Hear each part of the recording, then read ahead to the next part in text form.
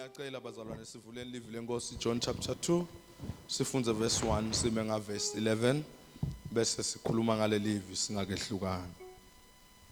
Lesikunaka ko bazalwane ngiloko ukuthi siphila emhlabeni wokukhetha. Bantu bayakhetha, bantu bathatha inqumo leti tawuba nemthelela thide ekuphileni kwabo. uNkulunkulu usinikete emalungelo ekuthi sikhethe lempilo lesitawujabula ngayo lesitathi nasiphila phindze sijabule nalabantu lekufuna ukuthi sitsinzane nabo sisonke associate nabo ekuphileni kwethu. Bantu ke bayakhetha bazalwane, labanye bayikhetha impilo lekhweshelene na Jesu longuyena andike akhona kuniketa idirection ekuphileni kwemuntu. Kodwa labanye bayamkhetha Jesu ukuthi abe acondzise impilo tabo. Siyanaka bazalwane ukuthi lokukhetha lokubili kunetinto letinhle nebubi bakho. Manje ngifuna kodwa ukukhuluma namhla ngekukhetha lokuhle lokuthi kwente kanjani na ukhethe Jesu kwekuthi abe ngumholi empilweni yakho. Haleluya. Le value yekuvumela Kristu ahole impilo yakho. Now nakule ngifuna ukuthi ngikhulume ngako kwekuqala lokumcoka lokuthi na ungumuntu kufuna wathi ukuthi ukhetha bobani na wenda into takho. Now number 1 ngelisiko ke lemajuda bazalwane lengifuna ukuveta umshado ke kwakuba liviki lonke. Angathi ukuthi bokutawendekani zandi nankonyane liviki lonke solo kungumshado. Bantu bavuka ekuseni bayodla lekakho nkonyane. Ngokuthi manje uyashada. Uyabona kusho ukuthini lokho bazalwane? Kusho ukuthi umshado wawu serious. Ngoba liviki lonke akwentiwa lutho kuyadliwa njena kuyavuka ekuseni kuyale emshadweni siyajabula ngalabo lababili siyajabula ukuthi bashadile for the whole week. Manje ke each day kwakuvele kuba nema invited guests afike lama guests solo kujatshulelwa umshado. Ngiyabona bazalwane ukuthi umshado wawu powerful kanganani. Manje uyabona nyalo ukuthi umshado cheap. Bantu bayashada namhla bayehlukana ngoba akayiva nale pain ushade namhla wasuya ku honeymoon sewuphelile umshado. Kwakujuluka liviki lonke ukhipha ondla abantu. Bondla labantu ukuthi awuconfirmeka ukuthi hey uthethe umfati la kuyasentshedwa. Manje bazalwane lenzaba yemshado was a very serious thing. Uyabona ke bazalwane empeleni futhi lokunye lokuvele kwakuvela ngalesikhathi umshado was not based on romance. Wawungasho ukuthi awumnyovu ngiyambona ukuthi muhle vele utangijabulisa cha ke umshado was based on economic values. Wafuna uthatha umfati lo tafika khichite la khaya. Wafuna usina umbuka uthi utalibamba likhuba lithatha lijike lapha.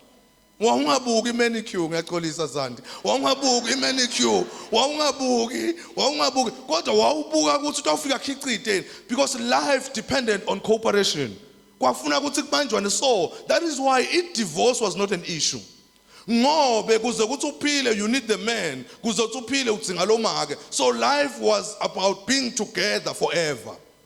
Ingako bazalwane divorce kwakuyinto le rare, but namuhla statistics takutshela ukuthi 1 in 2 marriages we end in divorce because le value yemshado seyinjani bazalwane na sehehlile. Kodwa lalelani ke bazalwane lesikunaka ke lapha ngiloko ukuthi ke ngelanga ke kwakuthi abantu but ke on the 3rd day it was a very special day and 3 means fullness, completeness. Ngesibhayibheli noma ngekwelivi lenkosi kusho kuphelela kwaNkulunkulu. Ngale 3rd day ke it was a different day for labantu bemshado. Kwakungasiwo nje an ordinary day. Why? Kuthiwa ke Mary bekakhona lapha. I want to underline bazalwane ukuthi Mary beka attendile, she was not invited. Bese ke nasufika la ngendasi kuthiwa kodwa Jesu bekanjani bazalwane na Jesu nemafunzi bakhe bona bebanjani bazalwane na bebamenyiwe, they were invited. Lokusho ukuthi bebaphakanyiselwe enzaweni tsite.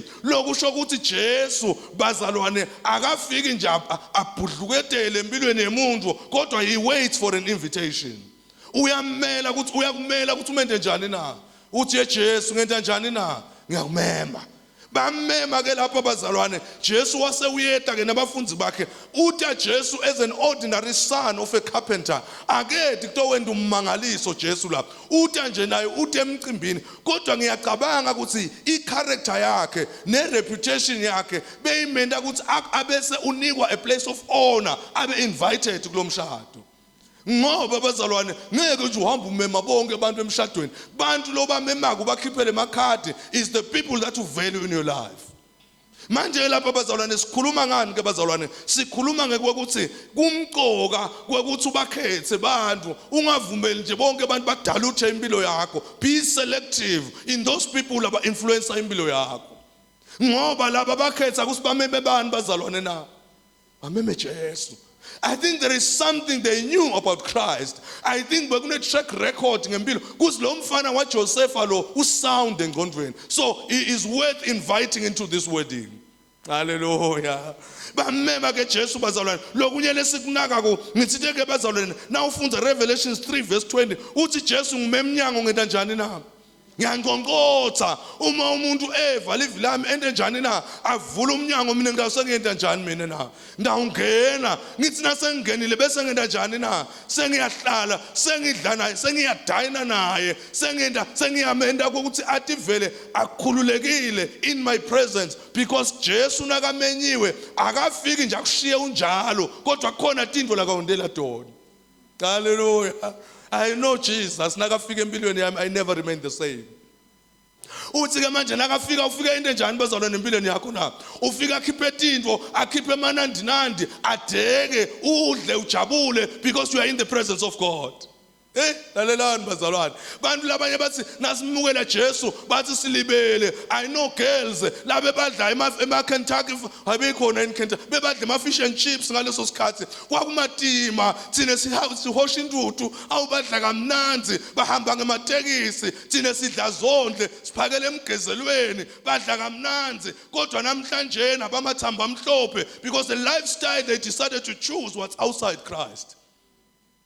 Impilo yalomhlaba yabagwinya yabadla kodwa thine lesakhetha ukuthi sibe dilima sibe sesikhetha Jesu wase Jesu sendele umusa. Hallelujah. Samvumela wamvumela Jesu utana lamanandinandi bese uyakudekela litafula. You don't need to worry about likusasa uma kafika Jesu he prepares the table for you and you don't need to worry. Athi nomnye emhlabeleni ngiyakholwa manje ngihlushwa yini. I don't need to worry. I don't need to be bothered because the only thing I need to do is not to worry about the future, but is to know, lokuthi, I have the one who holds the future.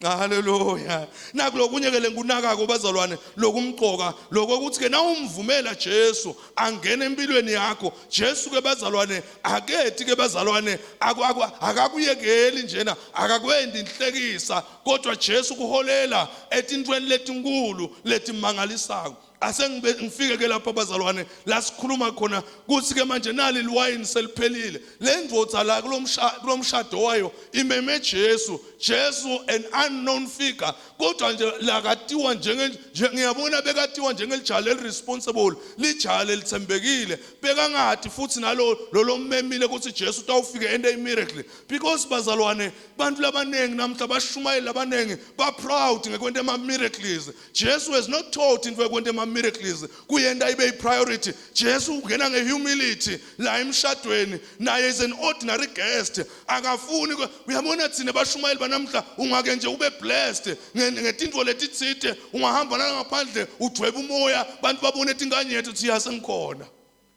Ngiyacabanga ukuthi nami ngabe ngaba namadle ngeke ngivuke ekseni ngiba demonstrate nje a thing or two but Jesu in his own humility naye ungena emshadweni ufellowship nebantu that shows ukuthi Jesu akusiyo umuntu wekuhamba khukhumuka. He was a humble servant of God bekafuna kuba sikhondi njengaletinye tikhona. Hallelujah. Now number 2 lengunaka ko kuthiwa lapha ke bazalwane lokumqoka lokuthi naseliphelile liwayini manje bukani ke manje lokunye loku very important lekufuna nikunake Mary akasi kuthiwa ni matron of honor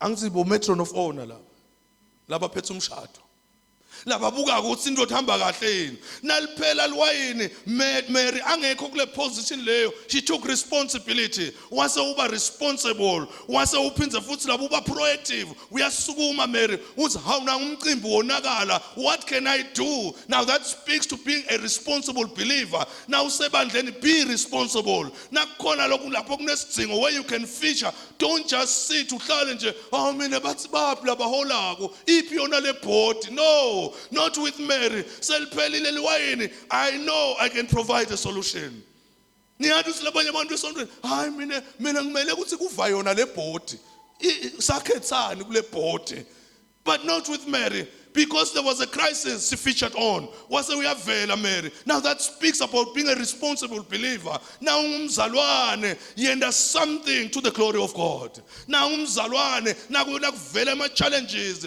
be a provider yama solutions ungahlali nje ukuthi sibuke bona phela labaphambili sibuke bona thina siyini nje thina ngoba phela thina silapha siluntu njena God has not brought you here to be a spectator uNkulunkulu has brought you here to influence the church hallelujah uNkulunkulu kulethe ukubeke kulelo bandla ukuthi nakuvela ama challenges we are going to provide solutions ungahlali nje uthi mina angisilutho because uNkulunkulu unesizathu sokubeka kuleyo local church la ukhona khona hallelujah manje lokunye ke manje Jesu bekangazi ayiperform a miracle before lokunakeka kokubathi ke babhali belibhayibheli bazalwane empeleni Mary bekangasho ukuthi Jesu akaperform a miracle Mary bekathi maybe Jesu utawuhamba hlwayela ebanganini bakhe because he was an influencer ahambe lapha abesubuyane sekagokujotisile sekahamba yagaza athole abantu bamgazathela emajekana ewayini he was not expecting ukuthi nakafika Jesu utawuperforma i-miracle now lesikunakako ke bazalwane ngiloko ukuthi lesikunakako ngilokho the mother knew the son Mary bekane confidence kumntwana wakhe now I was reading this and ngamangala ukuthi kumqoka abazalwane for us to believe in our children niyathi ukuthi bazalwane abantu babethu bayadzinga lokuthi sibe ne confidence kubo I know my son can do this I know umntwana mangakwenda why because the positive reinforcement empilweni tebantwana is very important ungasho kumntwana mkutho kungendani nje lokho yini nje vele wena yini nje longa yena vele singathola nje kuwe because uNkulunkulu has ordained every individual ukuthi kube khona la kwendako lalela sitting here kukhona loku special uNkulunkulu la kubekele kona and you need to discover the purpose that God has designed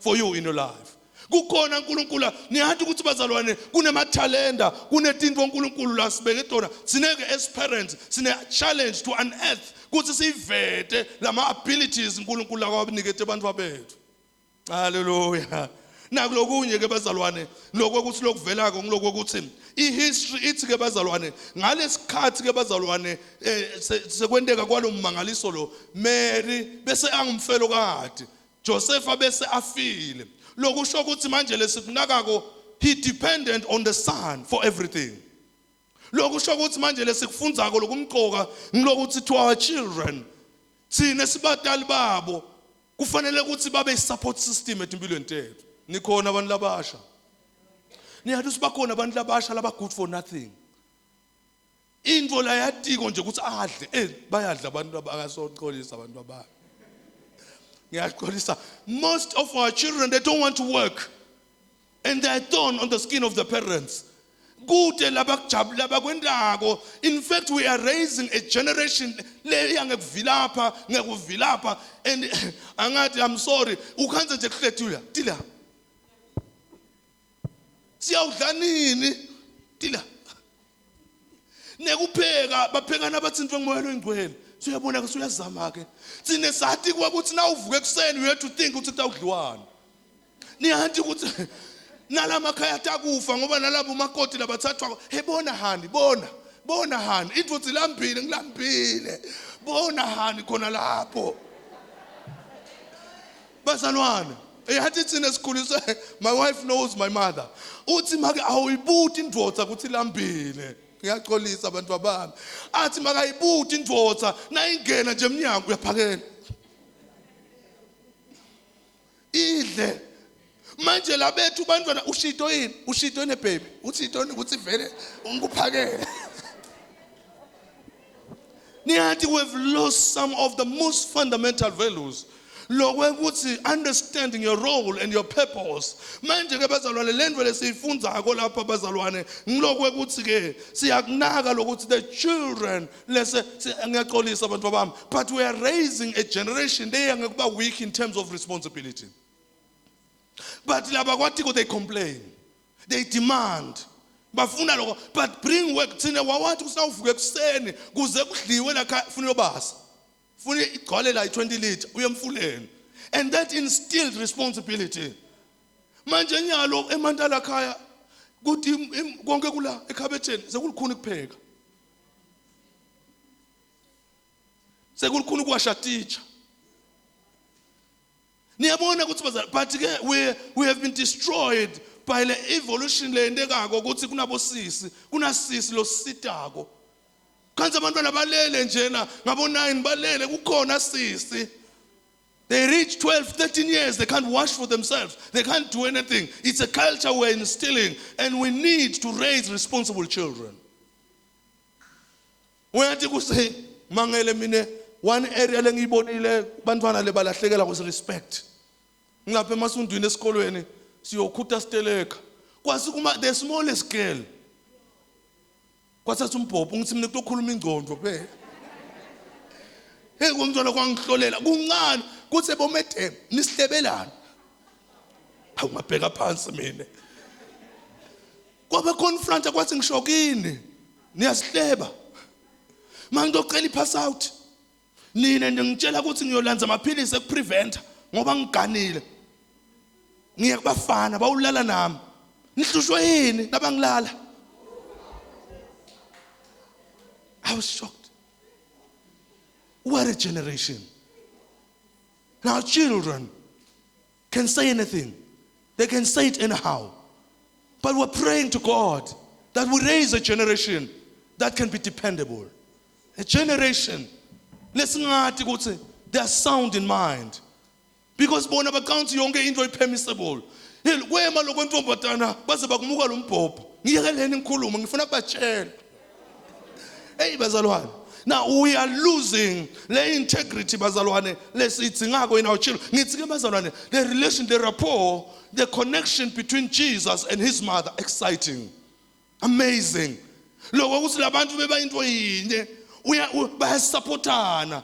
Kuthiwa ke ngaleyo ndlela uthi ke Mary, I know my son can do something in this situation. This man, I know him. I know my son in and out. He's a responsible child. And we're praying for responsible children in this church. Hallelujah. Kunjani bantu bami? Chalani isikona phela mfundisi. Be responsible. Be of good use ekhaya. Add value kuyifamily. Niyathi ukuthi bazalwane kumnanzi uma ngathi umntwana wakho ngiyabonga mntwana wami Nkosi kubusise. And I know that. I know how much blessings I've received from my mother.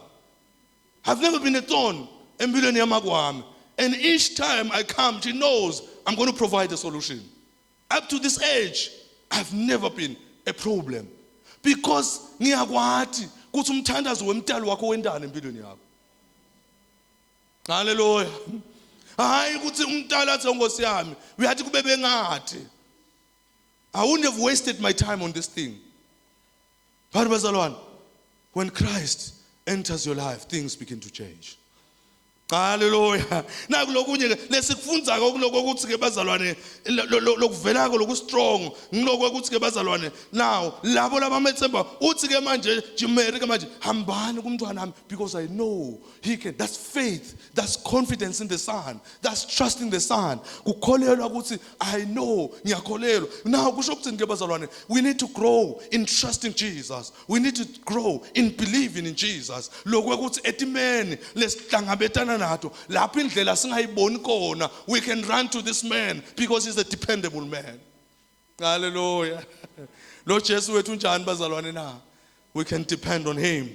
Now number 3, lokunye ke lenkunaka lokuvelako kulendzaba ukuthi kuvumela Jesu angene la kule occasion yalabazalwane laba kulomshado lona. Si recognize lokho ukuthi ke bazalwane. Now Mary makambuka Jesu bekangaboni nje just an ordinary son, kodwa bekabuka a divine son, indodana kaNkulunkulu. Now wambuka with an elevated view, wa understand lokho ukuthi lo muntu lona ngenda into letinkulu. Hallelujah. Number 2, ngeke simpredict uNkulunkulu ukuthi utawuresponda njani.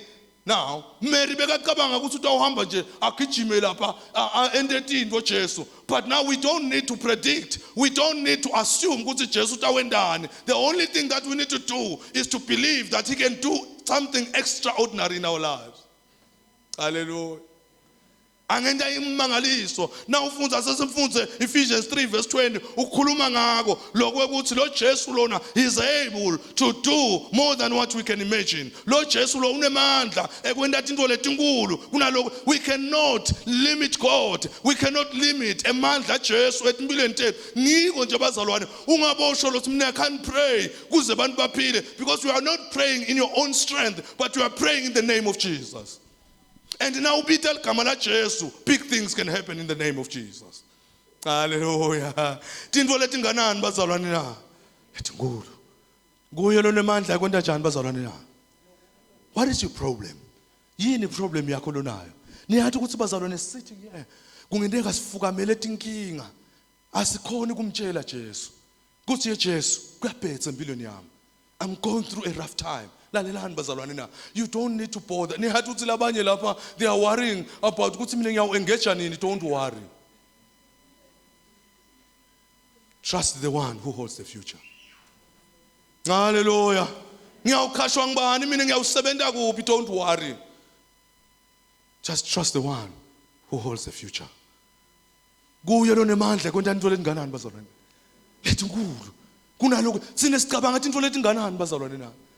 Letingane kodwa yena ucabanga into letinganani bazalwane na. Letingulu nawu ke bazalwane lokunye kuthiwa ke manje futhi lokunye lokuvelako lokunye lokumqoka ngokuthi letimbita lathi sisebenzisa Jesu were just ordinary vessels. Letimbita leti betingasito special vessels, bekuthi imbita nje leti ordinary, letimbita betifake emanti egeza tandla ngalelisiko lemaJuda. Lokusho ukuthi Jesus used the ordinary. Wasebenzisa tinto leti common, wasebenzisa tinto leti vele tilapha, lesathi jwayeleke ukuthi vele sicele emanti njena ekugeza tandla, hayi nemanti ekunatha. Uyabona nasinto lesifaka ukuthi emanti ekuwasha, emanti ekugeza tandla asitinaki kangaka. Uthi ke Jesu use those vessels. Because Jesu ufuna kusebenzisa nalokuthelelekile.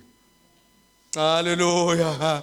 Sesiyathandaza lo Jesu lona ufuna ungena empilweni yakho kuze kwekuthi atawenda njani na, atokusebenzisa in an extraordinary way.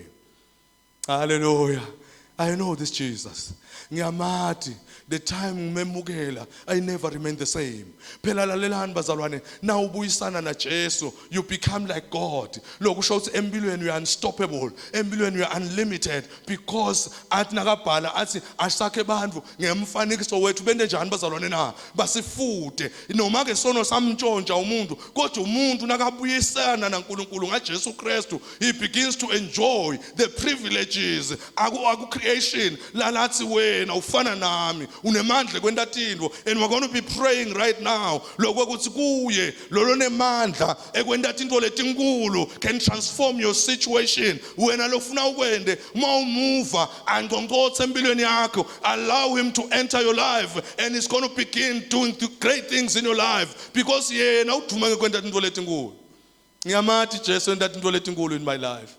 Hallelujah. Akunendzaba ukuthi abantu bakhobosile itolo, akunendzaba ukuthi abantu bakubukela phansi, but listen to this one. If you allow Christ ukuthi angene empilweni yakho, tinto letinkulu titakulandzela. Athi Davide, nangihamba ekuphileni kwami, surely goodness and mercy shall follow me, not just one day but all the days of my life. Landzela wathi intfo letinhle sesiyathandaza. Kunjani empilweni yakho? Ngiyanaka lokho ukuthi no bantu labanengi bafuna excitement.